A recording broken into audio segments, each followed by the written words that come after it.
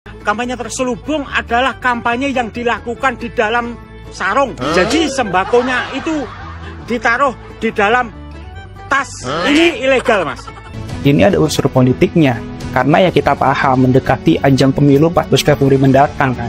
Ini darurat apa sehingga uang negara digelontorkan hanya untuk membackup Saudara Gibran ya, itu anaknya. Pada saat COVID pun nggak segila ini itu cara memanipulasi keuangan negara kan.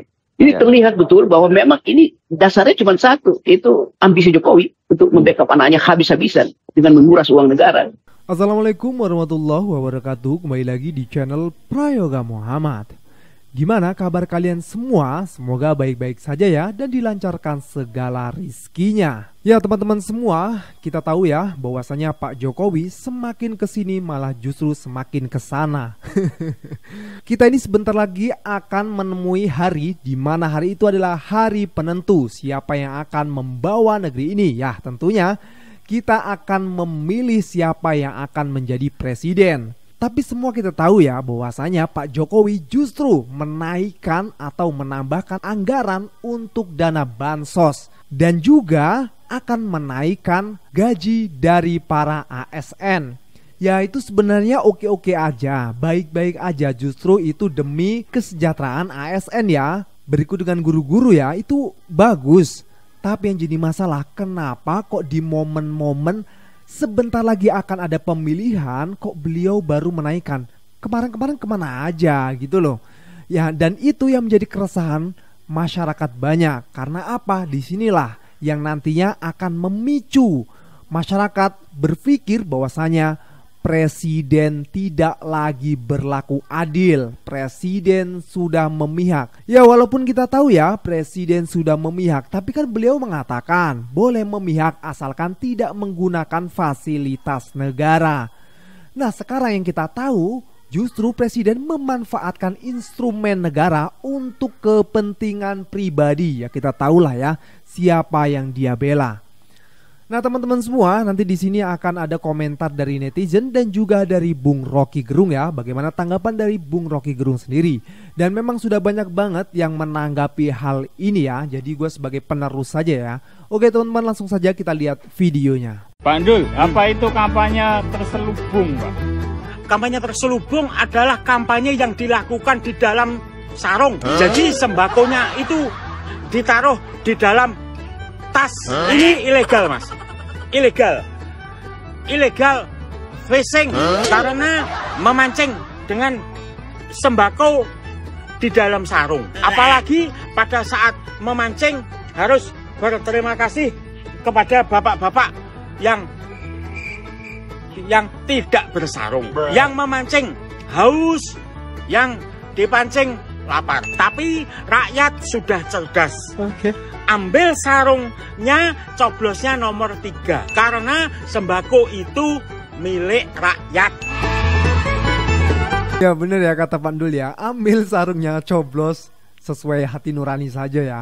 Nah sedikit ini gua mau bacain ya komentar dari netizen ketika itu gua nonton di video Bung Rocky Gerung. Di sini tertulis ya, Jokowi memanfaatkan miskinnya dan rendahnya tingkat pendidikan rakyat untuk menggapai ambisinya. Tajam, kejam, tapi absolutely agree dengan cacat hukum yang belak-belakan dengan pelanggaran yang sudah tidak malu-malu lagi. Jokowi sudah putus urat malunya. Parah. Nah itu komentar dari para netizen ya. Dan banyak sekali memang netizen yang sudah muak dan ingin bersuara gitu ya. Bahkan netizen banyak juga yang membuat video-videonya. Oke teman-teman semua, kita lanjut lagi ke videonya. Menjelang pemilu, pemerintah mengucurkan bantuan sosial hingga kenaikan gaji PNS. Hal ini timbul pro dan kontra teman-teman di kalangan masyarakat. Banyak yang menyebut bahwa ada unsur politiknya katanya.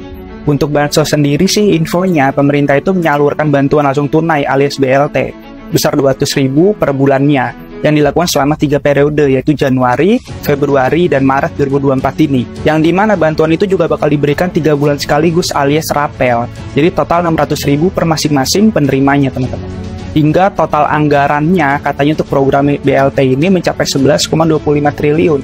Di sisi lain, Menteri Keuangan Bu Sri Mulyani juga mengatakan Alasan disalurkannya BLT ini katanya untuk memitigasi resiko pangan. Beliau juga bilang program bantuan sosial ini merupakan instrumen APBN yang berbentuk undang-undang dan sudah dibahas bersama seluruh fraksi partai politik di DPR RI. Bansos ini juga termasuk dalam program perlindungan sosial katanya, yang mencakup program Keluarga Harapan, Keluarga Penerima Manfaat, Kartu Sembako, serta BLT El Nino. Sampai juga termasuk untuk subsidi BBM, listrik, bunga kredit usaha rakyat, hingga bantuan pangan, teman-teman. Selain itu, kenaikan gaji PNS dan P3K juga menjadi pembahasan penting selain bansos ini. Infonya, pemerintah itu resmi menaikkan gaji sebesar 8%, yang disesuaikan dengan golongannya masing-masing. Hal ini juga nggak lepas dari kontranya masyarakat yang menganggap ini ada unsur politiknya. Karena ya kita paham mendekati ajang pemilu 14 Februari mendatang kan. Gimana sih menurut kalian teman-teman? Share pendapat di komen ya. Ya kalau pendapat saya memang jelas, ini ada unsur politiknya, jelas banget. Oke, kita lihat tanggapan dari Bung Rocky Gerung. Saya kira ini kan semacam perilaku yang sangat buruk gitu dari kekuasaan ya, tentang bagaimana memanfaatkan instrumen keuangan pemerintah, keuangan negara dalam hal ini untuk melanggengkan kekuasaan. Dan biasanya itu kan terjadi pada penguasa-penguasa yang ingin masih melanjutkan kekuasaannya sendiri. Tapi pada Jokowi ini jauh lebih buruk karena ini digunakan untuk melanggengkan kekuasaannya melalui anaknya. Itu yang saya kira perilakunya ini jauh lebih buruk. Itu yang kemarin ditulis di mana, di spontan apa Kompas itu. Inilah gambaran paling gila dari Jokowi, yaitu tinggi sekali itu. Semua uang negara itu digelontorkan melebihi ketika terjadi krisis COVID. Kira-kira itu kan. Jadi darurat apa sehingga uang negara digelontorkan hanya untuk membackup Saudara Gibran ya, itu anaknya. Pada saat COVID pun nggak segila ini itu cara memanipulasi keuangan negara kan. Ini terlihat betul bahwa memang ini dasarnya cuma satu, itu ambisi Jokowi untuk membackup anaknya habis-habisan dengan menguras uang negara. Ya. Jadi ini kita bisa sebut sebagai, kalau tadinya pandemi COVID, ini bisa pandemi Jokowi dong, yang lebih berbahaya dari COVID gitu. Iya, betul ini. Ya, COVID Jokowi lah. Dan semua hal yang kita pernah bicarakan bahwa pasti Jokowi akan anggap bahwa brankas itu, APBN itu ada punya dia. Itu yang berbahaya kan. Dia nggak bisa hormati lagi apa ya, para pembayar pajak menginginkan anggaran itu dikemat dan dipakai secara maksimal dan efisien. Kalau ini enggak tuh. Bahkan Sri Mulyani yang sekedar kasir itu nggak mampu menahan diri untuk membela bosnya yang royal untuk mengobrak-abrik dan mengetak-ngetik anggaran supaya bisa digelontorkan sekaligus. Supaya masih diingat setelah menuju 14 Februari bahwa ASN dapat gaji baru, bahwa BLT dicurahkan habis-habisan, bahwa uang kesejahteraan itu langsung dapat 600.000. Itu bekas-bekas yang belum tentu itu diingat oleh para pemilih ketika masuk kota. Sama seperti orang menganggap, ya Jokowi silakan datang tapi kami pilih Ganjar. Jokowi silakan kasih kami ASN, naikkan gaji tapi kami pilih Ganjar. Jokowi silakan kasih rakyat BLT dan 600.000 tapi kami pilih Ganjar. Misalnya begitu kan. Dan ini soalnya tuh. Tentu ada soal lain dalam politik, tapi kita hanya membahas bagaimana PDIP sakit hati atau bagaimana perasaan PDIP melihat cara Jokowi mempermainkan anggaran yang sebetulnya datang dari pajak atau pajak uang cilik. Kita cilik juga bayar pajak, yang punya motor sekarang juga bayar pajak makin tinggi kan. Jadi semua itu dibebankan akhirnya pada konsumen, dan konsumen itu sebagian besar rakyat ini adalah uang cilik. Ya teman-teman semua, ini himbauan juga ya. Ingat kata Pak Prabowo, ambil uangnya, ambil pemberiannya, tapi pilih dengan hati nurani, secara rasional. Oke teman-teman semua, kita lanjut lagi ya videonya. Kekuasaan Jokowi ini sudah begitu mabuk, sudah gelap mata, menghalalkan segala cara. Dan menariknya, semakin dekat menuju kepada 14 Februari itu, wibawa presiden ini semakin turun, harga dirinya semakin turun, martabatnya semakin turun, eksistensinya semakin turun. Jangankan rakyat, di lingkaran kekuasaan Jokowi sendiri sudah bisa kita lihat banyak para menterinya meragukan bahwa Jokowi itu bisa memimpin satu pemerintahan yang solid. Ini banyak kan media bicara bahwa kabinet Jokowi ini terpecah belah. Hanya ada saja, tapi semangat di internal itu sudah tercerai-berai. Jokowi panik. Sudah tidak ada sumber daya lain lagi kalau tidak mengambil para ketua-ketua umum yang diduga terlibat masalah hukum, ya dia juga memajangkan artis, memajangkan para politisi-politisi yang hari-hari ini membuat rakyat tambah muak. Orang tidak melihat Jokowi, Prabowo dalam kondisi yang natural. Misal petani berkumpul secara alami, para nelayan, para guru, para akademisi, secara partisipasi politik itu natural, tidak ada. Ini mobilisasi. Dan ongkos-ongkos biaya mobilisasi itu kan sudah jadi pembicaraan publik. Terlalu banyak mungkin bocoran APBN, kemudian untuk belanja politik. Maka semua yang ada itu dipajangkan saja untuk keramaian politik. Tapi di panggung yang paling ditunggukan rakyat itu adalah konsolidasi berbagai elemen bangsa yang menuntut keadilan. Ya, begitulah kondisi dan situasi saat ini ya teman-teman semua. Makanya kita menginginkan untuk cepat bisa berada di tanggal 14 Februari. Karena itu adalah bentuk di mana kita bisa menyuarakan, bisa memilih siapa calon pemimpin Indonesia untuk menggantikan Pak Jokowi. Nah, di video selanjutnya ini ada konten kreator ya yang membuat klip Pak Anies beserta dengan dubbing suaranya. Coba kita lihat videonya. Terima kasih kepada Bapak Anies Rashid Baswedan atau yang biasa disebut dengan Abah. Abah, terima kasih di Pilpres 2024 ini kami banyak belajar dari Abah. Kami jadi tahu ternyata Abah lah yang mendirikan gerakan Indonesia Mengajar sejak tahun 2009 yang berjuang untuk mencerdaskan anak bangsa. Dan di Pilpres ini, Bah, kami banyak belajar tentang demokrasi yang sesungguhnya. Bagaimana perbedaan itu membuat kita semakin indah, bukan untuk menuduh salah. Abah selalu terbuka dan kritikan baik halus maupun kasar. Abah selalu mencontohkan kepada kami bagaimana menghadapi perbedaan dengan senyuman. Desak Anies adalah contohnya. Abah mengajarkan kepada kami bahwa kampanye tidak harus dangdutan atau acara hiburan. Tapi tanpa Abah sadari, Abah telah menghibur akal kami yang telah lama tidak menerima pembelajaran tentang demokrasi dari seorang negarawan. Bah, kalah ataupun menang Abah di Pilpres ini, kami yakin Abah akan terus mengabdi untuk bangsa ini. Tapi satu hal yang pasti, Bah, Abah telah menabur benih pencerdasan anak bangsa, sehingga di masa yang akan datang, benih inilah yang akan menjadikan Indonesia disegani dan bermanfaat untuk dunia. Sekali lagi, Bah, jazakallah khairan. Terima kasih, Abah Anies Rashid Baswedan. Ya, terima kasih Abah ya. Abah sudah memberikan perubahan di mana Abah berkampanye dengan mencerdaskan masyarakat. Desak Anies itu salah satu perubahan yang nyata teman-teman semua. Oke, kita lanjut lagi videonya. Bisa-bisa aja lo bilang gue panik. Padahal ini mah lo yang panik. Lah ketahuan setiap acaranya Pak Anies luar biasa. Pakai ngomong panik lo ya. Lah salah. Ada juga dari gue itu mah ucapan, bukan dari lo. Parah lo. Capek-capek nanam padi, yang dipilih singkong gak jadi. Yang bener aja, pahit dong. Capek-capek jadi pengacara, yang dipilih yang gak punya etika. Yang bener aja, rugi dong. Capek-capek reformasi, yang dipilih yang melanggar konstitusi. Yang bener aja, rugi dong. Capek-capek jadi artis, yang dipilih yang gak etis. Yang bener aja, rugi dong. Capek-capek jadi pengusaha, yang dipilih yang mau ngemplang pajak. Yang bener aja, rugi dong.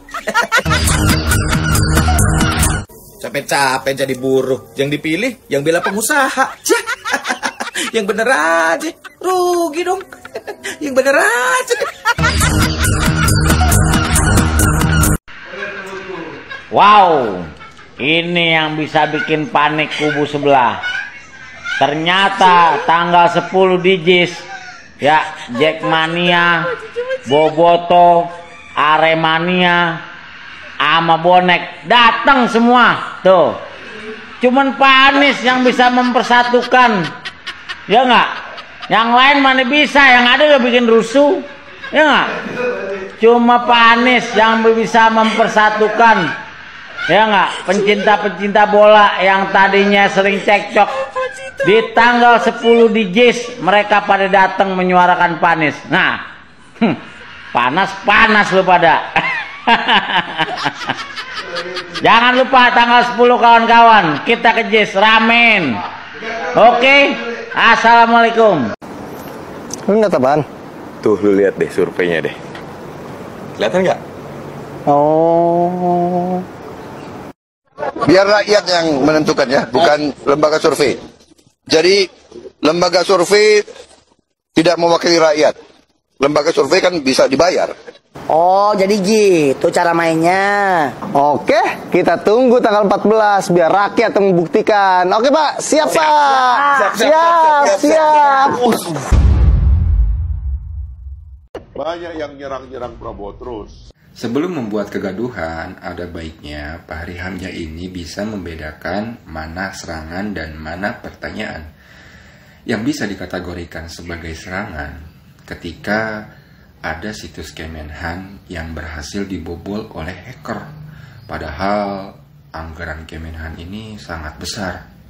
Sedangkan yang dilakukan oleh Pak Anies dan Pak Ganjar itu merupakan pertanyaan, di mana Pak Anies mempertanyakan adanya dugaan keterlibatan orang dekat dengan Prabowo dalam proyek food estate dan pengadaan alutsista, yang dimana ada dugaan keterlibatan PT Agrinas dan PT TMI.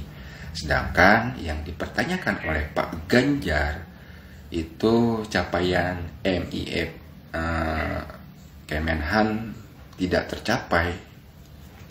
Memang Pak Anies dan Pak Ganjar ini pernah dipanggil KPK, tetapi tidak terbukti korupsi. Jadi ada baiknya Fahri Hamzah ini lebih mencerdaskan masyarakat, jangan membuat kegaduhan di masyarakat. Oke? Tanda-tanda Pak Prabowo akan kalah dari Pak Anies part 4. Review ini nggak di-endorse ya, hanya untuk edukasi. Pertama, soal anggaran. Pak Prabowo suka menghabiskan anggaran dan cenderung kurang bijak dalam penggunaannya, hingga hutang negara membengkak dan membuat Menteri Keuangan ingin mengundurkan diri. Berbeda dengan Pak Anies yang selalu menggunakan anggaran secara maksimal meskipun anggaran terbatas. Bahkan Gubernur Jakarta yang sekarang aja menilai anggaran Jakarta itu terlalu sedikit dan merasa tidak cukup. Di tangan Pak Anies, anggaran tidak hanya untuk belanja, tapi juga untuk mendapatkan pendapatan. Misalnya dengan suksesnya Formula E yang bisa mendapatkan untung miliaran. Kedua, cara menghadapi masalah. Pak Prabowo cenderung emosi dalam menghadapi masalah dan biasanya solusinya nggak nyambung. Sedangkan Pak Anies selalu tenang dan beliau selalu menggunakan data agar solusi tepat sasaran dan tidak menghabiskan banyak biaya. Anggaran-anggaran yang tidak perlu itu pusin. Hapus. Ketiga, soal gagasan. Pak Prabowo selalu menggunakan cara lama untuk mengatasi masalah. Misalnya membuat food estate yang sebenarnya istilah lumbung padi yang digagas tahun 90-an.